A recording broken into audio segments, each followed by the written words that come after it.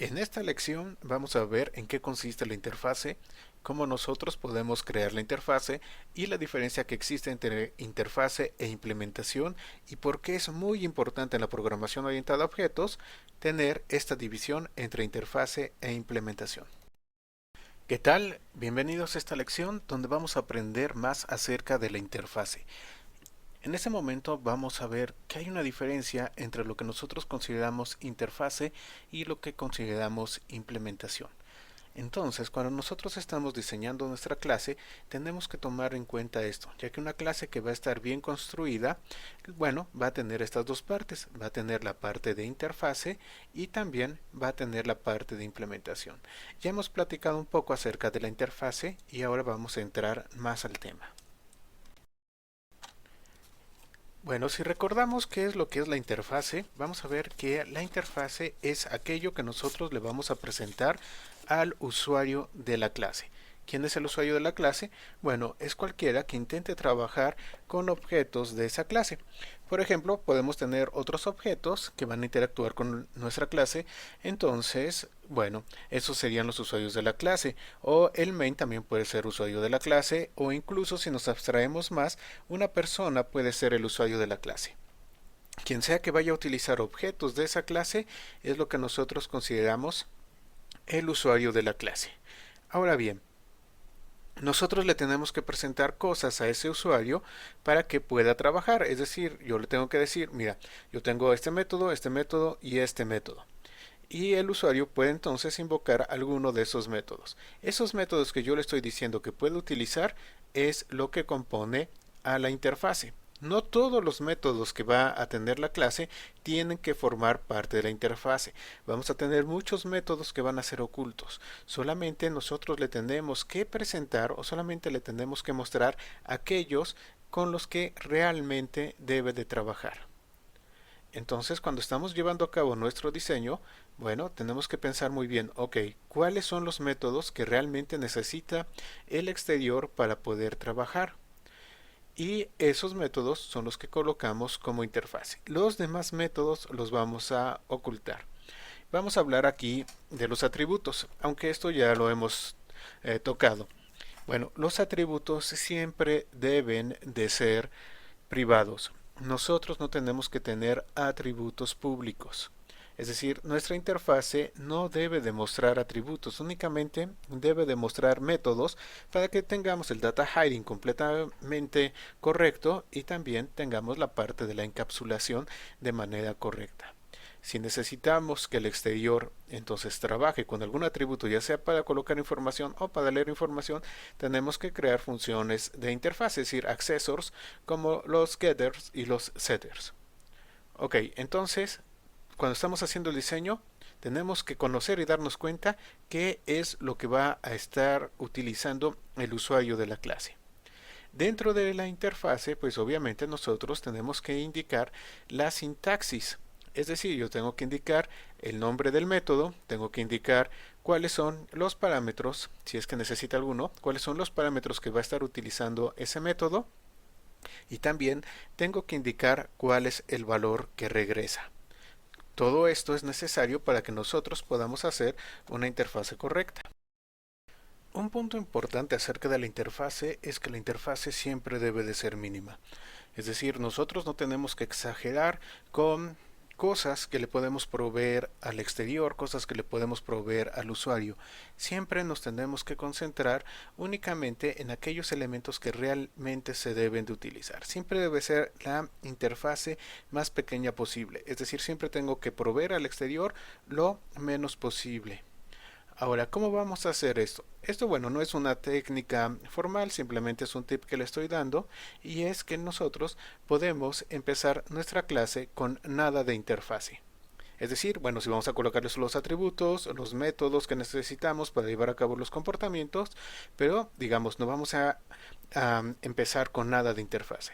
Y entonces conforme nosotros vayamos haciendo el diseño del sistema y veamos que un objeto necesita algo de la clase que estamos diseñando, bueno, entonces vemos qué es lo que necesito, creo mi método que va a formar parte de la interfase y entonces lo agrego a la interfase.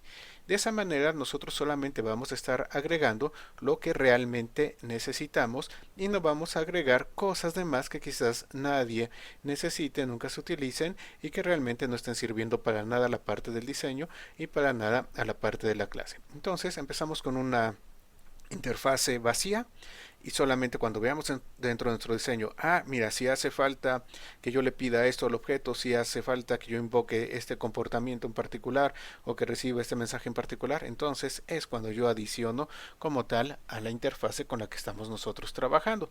Muy importante eso, interfase mínima siempre. Cuando diseñamos la interfase, desde luego, bueno, vamos a tomar en cuenta la clase sobre la que estamos trabajando, pero también es muy importante tomar en cuenta el punto de vista del usuario de la clase. Es decir, no decir estos son los métodos que yo quiero que formen parte de mi interfase, sino más bien ver, ok, dentro del sistema que yo tengo, ¿quién va a estar utilizando objetos de esta clase y qué es lo que necesitan?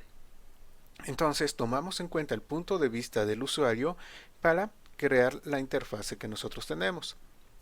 Esto nos va a ayudar a que nuestra interfase, bueno, se comunique mejor el objeto con los demás objetos que forman parte del sistema.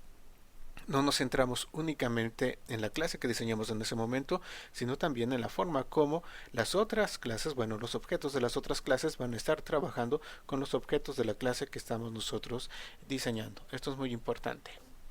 No debemos de olvidar, por favor, los requerimientos del sistema que nosotros estamos haciendo y la parte de diseño de sistema. Tenemos que tomar en cuenta toda esa documentación, ya que ahí también vamos a encontrar información importante acerca de los elementos que deben de ir en la interfase de la clase que nosotros tenemos. Y deben de preguntarse si esta interfase realmente está contribuyendo en algo a la operación del objeto. Es decir, cada uno de los métodos que estoy colocando en la interfase realmente contribuyen a la operación del objeto, y si el método no contribuye porque, bueno, no da una funcionalidad clara, ningún usuario de la clase lo va a necesitar, entonces simplemente lo elimino de la interfase. ¿Cuál es el resumen de todo esto? Bueno, la interfase siempre debe de ser mínima. Ahora veamos la parte de la implementación. ¿Qué es la implementación? Bueno, pues obviamente hay muchos métodos, hay muchos detalles que van a suceder adentro del objeto que pertenece a esa clase que van a estar ocultos al usuario de la clase. Es decir, bueno, yo como exterior me comunico con el objeto por medio de su interfase, pero ese objeto en su interior puede tener muchos métodos que invocan internamente para poder llevar a cabo el trabajo. Y esos métodos van a estar ocultos para mí como exterior. Esos métodos es lo que nosotros vamos a llamar implementación. Entonces, prácticamente cualquier cosa que no forme parte de la interfase es lo que nosotros vamos a considerar o vamos a llamar implementación. ¿Por qué es importante llevar a cabo esta distinción entre unos y otros? Porque el tener una interfase y una implementación por separado nos va a dar muchísima flexibilidad y nos va a quitar muchos problemas que la programación estructurada nos presenta cuando llevamos a cabo cambio de código. Veamos cómo esta separación entre interfase e implementación pues nos da grandes beneficios al momento en el cual nosotros estamos diseñando nuestro software. Vamos a suponer que acá tenemos nuestra clase. Vamos a colocarla. Y esta clase, bueno, va a tener dentro de su interfase un método y este método va a permitir que la clase regrese un dato en particular. Supongamos que este método se llama dameDato y el método dameDato va a necesitar simplemente un parámetro que es el ID del dato que tiene. Ok, ahora tenemos por acá otro objeto y este objeto, bueno, va a estarle mandando mensajes al objeto de nuestra clase para que le regrese el dato que está necesitando. Ok, dameDato forma parte de la interfase. Pero adentro de nuestra clase nosotros vamos a tener otro método especializado en leer ese dato. Vamos a llamarle a este método el método X. Ahora, ¿qué sucede si, digamos, en un momento dado, la forma como estamos guardando la información simplemente es en una matriz? Aquí tenemos nuestra matriz y, bueno, este objeto dice dame dato a nuestro objeto de la clase. Entonces, aquí el método de interfase dame dato invoca al método X. El método X entonces busca cuál es el ID, obtiene el dato y se lo regresa. Hasta ahí todo está muy bien. Ahora vean, aquí es la parte importante. Si nosotros en un momento dado cambiamos la información porque así nos conviene, es decir, en lugar de estar utilizando una matriz, quizá ahora vamos a utilizar un sistema de archivos, vamos a utilizar una base de datos, vamos a utilizar un árbol, un diccionario o lo que sea. Supongamos que cambia a un sistema de archivos. Bueno, como ya tenemos el cambio al sistema de archivos, entonces esta X que nosotros tenemos acá, pues ya el código que nosotros teníamos para esto ya no va a funcionar y entonces tenemos que hacer un nuevo método X para que ahora funcione con el sistema de archivos que nosotros tenemos. Ese cambio está surgiendo a nivel de implementación de nuestra clase. Pero vean que el exterior, como el exterior únicamente se comunica con el método de la interfase, el exterior no sufrió por ese cambio. No, el exterior simplemente sigue invocando dame dato y ahora dame dato va a invocar esta nueva X en lugar de la X anterior.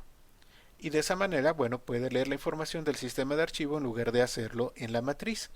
Entonces, esta diferencia entre la interfase y la implementación pues nos está permitiendo cambiar el código que nosotros tenemos en la clase sin que el exterior o sin que los usuarios de la clase sufran por ese cambio.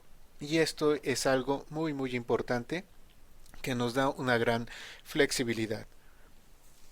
Si nosotros no tuviéramos esta diferencia entre interfase e implementación, cuando hiciéramos el cambio de pasar de matriz a sistema de archivos, seguramente el exterior sufriría. ¿Por qué? Porque entonces cuando yo necesite como exterior un dato, a dame dato ya no solamente le tengo que dar el ID, sino que a dame dato le tengo que dar el ID y el nombre del archivo en el cual están contenidos. ¿Y eso qué significa? Significa que no solamente tengo que hacer cambio de código en esta clase, sino que también tengo que hacer cambio de código en esta clase y quizá este cambio de código en esta clase sin querer repercuta en otra clase que nosotros estamos utilizando. Este es un problema común en programas muy grandes de programación estructurada, pero que la programación orientada a objetos, bueno, resuelve y nos protege de ellos. Entonces, esta es una de las principales razones por las cuales nosotros separamos la interfase de la implementación y gracias a esto, bueno, sabemos que el exterior no le interesan los detalles que nosotros tenemos aquí adentro, lo cual es sumamente bueno y nos libra de muchísimos problemas. Entonces, el exterior no tiene por qué saber cómo se lleva a cabo la implementación, solamente invoca la interfase, cambios en la implementación que no alteran obviamente a la interfase, pues nos protege de tener que llevar a cambios en otras partes del programa. Solamente llevamos a cabo cambios acá gracias a esta diferencia entre interfase e implementación.